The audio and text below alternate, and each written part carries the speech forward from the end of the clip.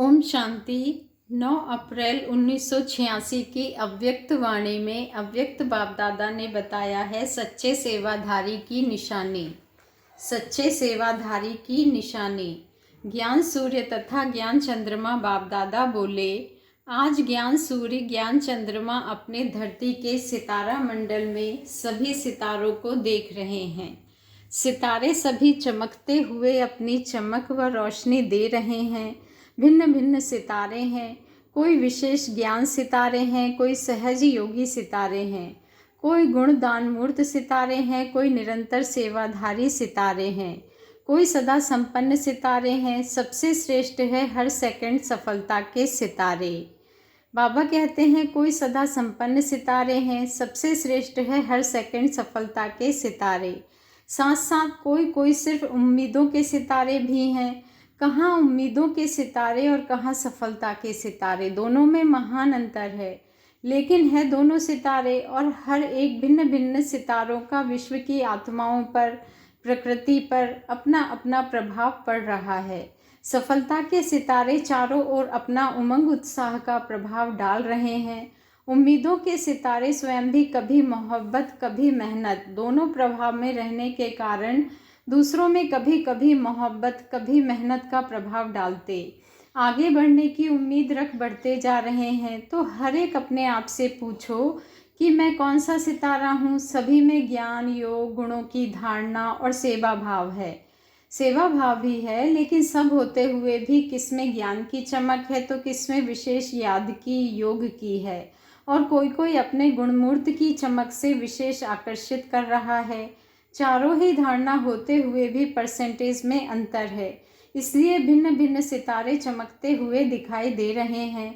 यह रूहानी विचित्र तारामंडल है। आप रूहानी सितारों का प्रभाव विश्व पर पड़ता है तो विश्व के स्थूल सितारों का भी प्रभाव विश्व पर पड़ता है।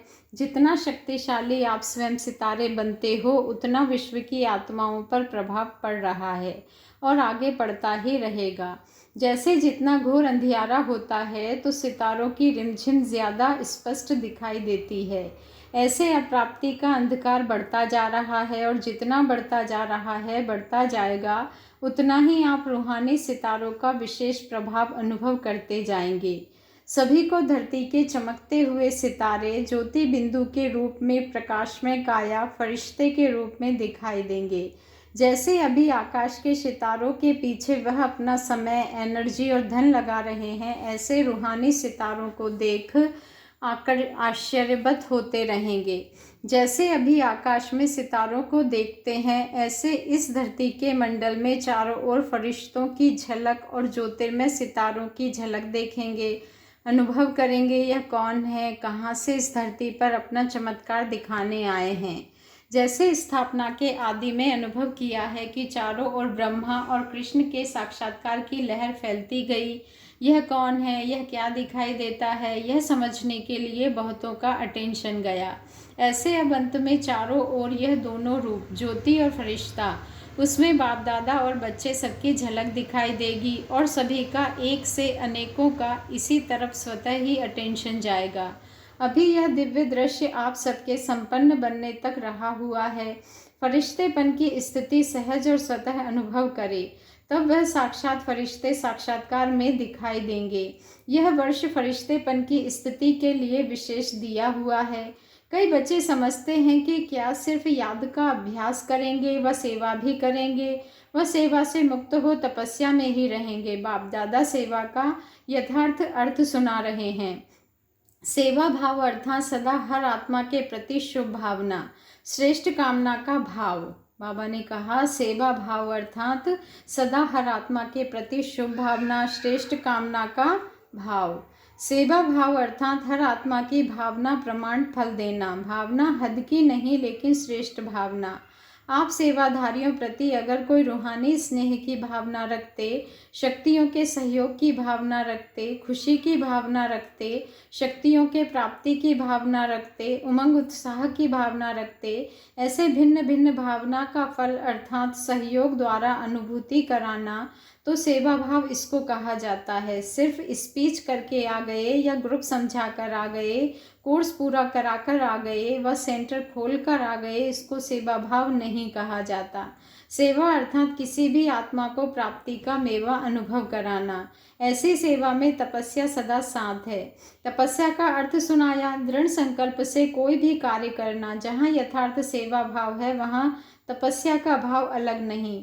त्याग, तपस्या, सेवा, इन तीनों का कंबाइंड रूप सच्ची सेवा है। और नामधारी सेवा का फल अल्पकाल का होता है। वहाँ ही सेवा की और वहाँ ही अल्पकाल के प्रभाव का फल प्राप्त हुआ और समाप्ति हो गई। अल्पकाल के प्रभाव का फल अल्पकाल की महिमा है। बहुत अच्छा भाषण किया, बहुत अच्छा कोर्स कराया, बहुत अच्छी सेवा की, तो अच्छा अच्छा कहने का अल्पकाल का फल मिला और उनको महिमा सुनने का अल्पकाल का फल मिला। लेकिन अनुभूति कराना अर्थात बाप से संबंध जुड़वाना, शक्तिशाली बनाना, यह है सच्ची सेवा। सच्ची सेवा में त्याग, तपस्या ना हो तो यह 50-50% वाली सेवा नहीं, लेकिन 25% सेवा है। बाबा कहते हैं सच्ची सेवाधारी की निशानी है त्याग और नम्रता और तपस्या अर्थात एक बात के निश्चय नशे में दृढ़ता। यथार्थ सेवा इसको कहा जाता है। बाप दादा निरंतर सच्चे सेवाधारी बनने के लिए कहते हैं नाम सेवा हो और स्वयं भी डिस्टर्ब हो, दूसरे को भी डिस्टर्ब करें।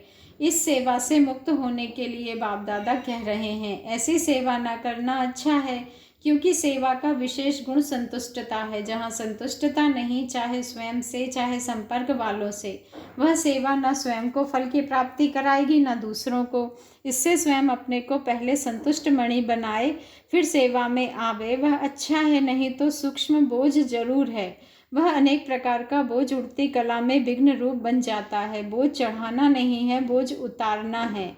जब ऐसे समझते हो तो इससे एकांतवासी बनना अच्छा है, क्योंकि एकांतवासी बनने से स्वपरिवर्तन का अटेंशन जाएगा। तो बाप दादा तपस्या जो कर रहे हैं वह सिर्फ दिन रात बैठे बैठे तपस्या के लिए नहीं कह रहे हैं। तपस्या में बैठना भी सेवा ही है। लाइट हाउस, माइट हाउस बन शांति की शक्ति के किरणों द्वारा वायुमंडल बनाना है। तपस्या के साथ मनसा सेवा जुड़ी हुई है, अलग नहीं है। नहीं तो तपस्या क्या करेंगे। श्रेष्ठ आत्मा ब्राह्मण आत्मा तो हो गए, अब तपस्या अर्थात स्वयं सर्व शक्तियों से संपन्न बन दृढ़ स्थिति दृढ़ संकल्प द्वारा विश्व की सेवा करना। बाबा कहते हैं सिर्फ वाणी की सेवा सेवा नहीं है। जैसे सुख, शांति, पवित्रता का आपस में संबंध है, वैसे त्याग, तपस्या, सेवा का संबंध है। बाप दादा तपस्वी रूप अर्थात शक्तिशाली सेवाधारी रूप बनाने के लिए कहते हैं। तपस्वी रूप की दृष्टि भी सेवा करती, उसका शांत स्वरूप चेहरा भी सेवा करता। तपस्वी मूर्त के दर्शन मात्र से ही प्राप्ति की अनुभूति होती है। इसलिए आजकल देखो जो हट से तपस्या करते हैं उनके दर्शन के पीछे भी कितनी भीड़ हो जाती है। यह आपकी तपस्या के प्रभाव का यादगार अंत तक चला आ रहा है। तो समझा सेवा भाव किसको कहा जाता है। सेवा भाव अर्थात सर्व की कमजोरियों को समाने का भाव, कमजोरियों का सामना करने का भाव नहीं, समाने का भाव, स्वयं सहन कर दूसरे को शक्ति देने का भाव, इसलिए सहन शक्ति कहा जाता है। सहन शक्ति शक्ति भरना और शक्ति देना है, सहन करना मरना नहीं है। कई सोचते हैं हम तो सहन कर मर जाएंगे, क्या हमें मरना है क्या? नहीं, यह मरना नहीं है, यह सबके दिलों में स्नेह से जीना है। कैसा भी विरोधी हो, रावण से भी तेज हो, एक बार नहीं 10 बार सहन करना पड़े, फिर भी सहन शक्ति का फल अविनाशी और मधुर होगा, वह भी जरूर बदल जाएगा। सिर्फ यह भावना नहीं रखो कि मैंने इतना सहन किया तो यह भी कुछ करे, अल्पकाल के फल की भावना नहीं रखो, रहम भाव रखो। इसको कहा जाता है सेवा भाव। तो इस वर्ष ऐसी सच्ची सेवा का सबूत दे सपूत की लिस्ट में आने का गोल्डन चांस दे रहे हैं। इस वर्ष यह नहीं देखेंगे कि मेला व फंक्शन बहुत अच्छा किया, लेकिन संतुष्ट मणिया बन संतुष्टता की सेवा में नंबर आगे जाना, विघ्न विनाशक टाइटल के सेरेमनी में इनाम लेना, समझा? इसी को ही कहा जाता है नष्टो मोहा स्मृति स्वरूप। तो 18 वर्ष की समाप्ति का यह विशेष संपन्न बनने का अध्याय स्वरूप में दिखाओ, इसको ही कहा जाता बाप समान बनना। अच्छा, सदा चमकते हुए रूहानी सितारों को, सदा संतुष्टता की लहर फैलाने वाले संतुष्ट मणियों को, सदा एक ही समय पर त्याग, तपस्या, सेवा का प्रभाव डालने वाले प्रभावशाली आत्माओं को, सदा सर्व आत्माओं को रूहानी भावना का रूहानी फल देने वाले बीज स्वरूप बाप समान श्रेष्ठ बच्चों को बाप दादा का संपन्न बनने का याद, प्यार और नमस्ते। और हम रूहानी बच्चों का रूहानी बाप दादा को दिल से याद, प्यार, गुड मॉर्निंग और नमस्ते। शुक्रिया बाबा, शुक्रिया। पंजाब तथा हरियाणा जोन के भाई बहनों से अव्यक्त बाप दादा की मुलाकात। सदा अपने को अचल अडोल आत्माएं अनुभव करते हो। किसी भी प्रकार की हलचल में अचल रहना यही श्रेष्ठ ब्राह्मण आत्माओं की निशानी है। दुनिया हलचल में हो लेकिन आप श्रेष्ठ आत्माएं हलचल में नहीं आ सकती। क्यों?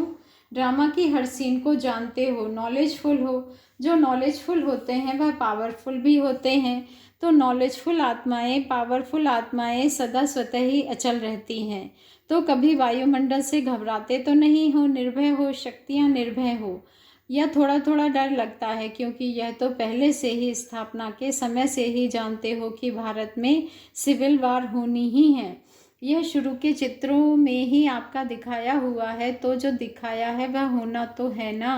भारत का पार्ट ही सिविल वार से है, इसलिए नथिंग न्यू। तो नथिंग न्यू है या घबरा जाते हो? क्या हुआ, कैसे हुआ, यह हुआ। समाचार सुनते देखते भी ड्रामा की बनी हुई भाभी को शक्तिशाली बन देखते और औरों को भी शक्ति देते। यही काम है ना आप सबका। दुनिया वाले घबराते रहते और आप उन आत्माओं में शक्ति भरते। जो भी संपर्क में आए उसे शक्तियों का दान देते चलो, शांति का दान देते चलो। अभी समय है अशांति के समय शांति देने का। तो शांति के मैसेंजर हो, शांति दूत गाए हुए हैं ना, वह आप ही हो या दूसरे हैं। तो कभी भी कहाँ भी रहते हो, चलते हो, सदा अपने को शांति के दूत समझकर चलो। शांति के दूत हैं, शांति का संदेश देने वाले हैं, तो स्वयं भी शांत स्वरूप शक्तिशाली होंगे और दूसरों को भी देते रहेंगे। वह शांति देवे, आप शांति दो। वह आग लगाए, आप पानी डालो। यही काम है ना। बाबा कहते हैं, इसको कहते हैं सच्चे सेवाधारी। तो ऐसे समय पर इसी सेवा की आवश्यकता है। शरीर तो विनाशी है लेकिन आत्मा शक्तिशाली होती है। तो एक शरीर छूट भी जाता है तो दूसरे में याद की प्रारब्ध चलती रहेगी। इसलिए अविनाशी प्राप्ति कराते चलो। तो आप कौन हो? शांति के दूत, शांति के मैसेंजर, मास्टर शांति दाता, मास्टर शक्ति दाता।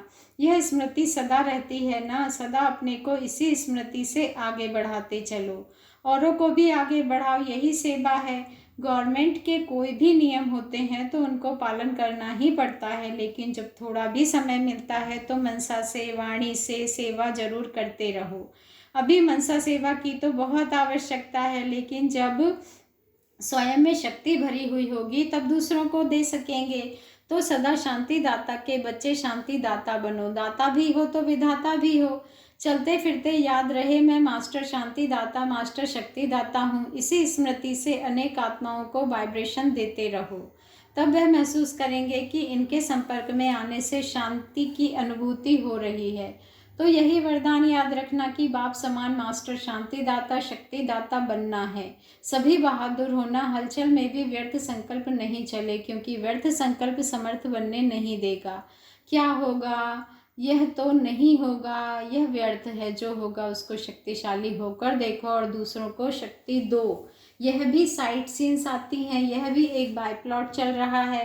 बाय प्लॉट समझ कर देखो तो घबराएंगे नहीं। अच्छा, दूसरी पार्टी से मुलाकात में बाबा ने कहा, अपने को पद्मा पदम भाग्यवान अनुभव करते हो, क्योंकि देने वाला बाप इतना देता है जो एक जन्म तो भाग्यवान बनते ही हो, लेकिन अनेक जन्म तक यह अविनाशी भाग्य चलता रहेगा। ऐसा अविनाशी भाग्य कभी स्वप्न में भी सोचा था?